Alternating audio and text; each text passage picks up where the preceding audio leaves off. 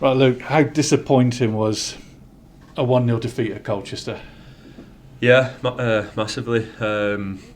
Obviously, situation that happened in the game at the end of the first half. Got into half time, reassessed, and thought the first 15 minutes, 10-15 minutes before we conceded, we were kind of frustrating them. And obviously, when they scored the goal, obviously it changes our plan of attack.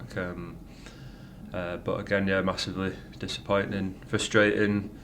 All the words that you could use really, but just got to put it behind us now, and the games are coming thick and fast, especially in this period for the next 4 to 6 weeks. And yeah, just can't dwell. Just got to move on quickly and move on to the next game. So when it looks like you're getting to half time, it's 0-0, you've held them, and then there's the Lee Angle sending off, and then a deflected goal again.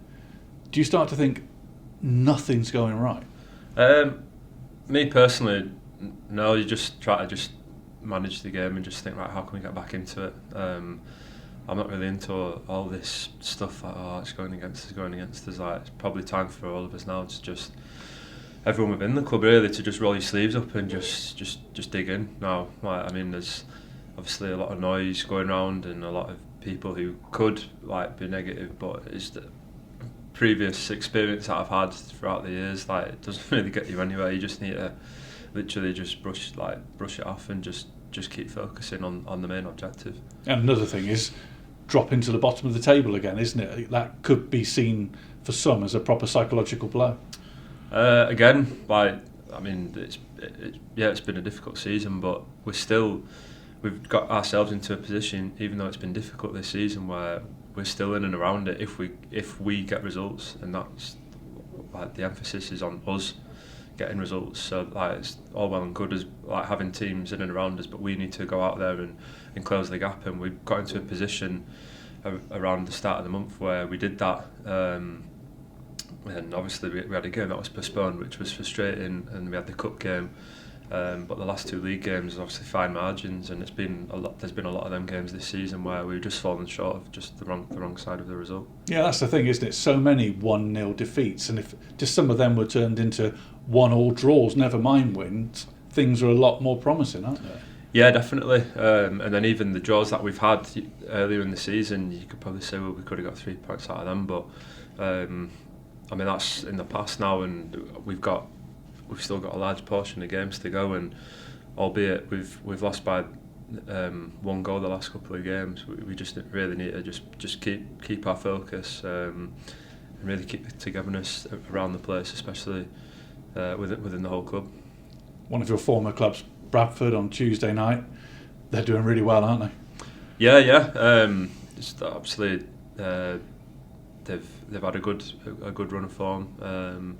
And they've got momentum, which obviously is every team wants to get.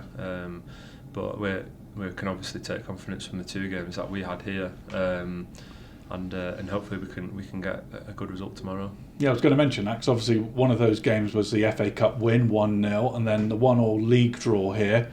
Unlucky not to win that game. Yeah, like I alluded to, like a lot of the draws that we've had this season, we've been unfortunate not to win really.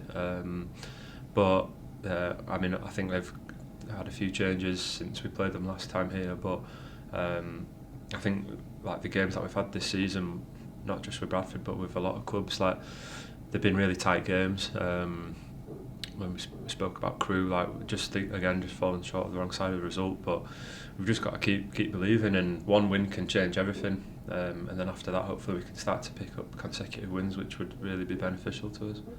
Colchester result came at what was the end of a really difficult week, with news of not being able to bring any more players in during the January window. Has that filtered through to the players at all? Well, again, it's just noise, to be honest. I mean, we can only just focus on our job, us and the playing staff. Just try to get results, and come in every day and just try and work on what we try to implement at the weekend. Again, it's noise that we can't control. I think I had an interview with you earlier in the season, and it's stuff out of our control. There's no point focusing your attention to that, because we've just got to focus on what we can do once we cross the white line. And clearly, from what you're saying, you still see a way out of this situation, a way up the table. 100%. Yeah, like I said, we've got into a position where there's teams in and around us as well, and it's just about us getting results, back-to-back results, and especially with the Saturday Tuesday games we've got coming up in the next 4 to 6 weeks. Like I said, you know, if you get some back-to-back results on a Saturday Tuesday, things can change quickly. Get money for your old phone, MazumaMobile.com.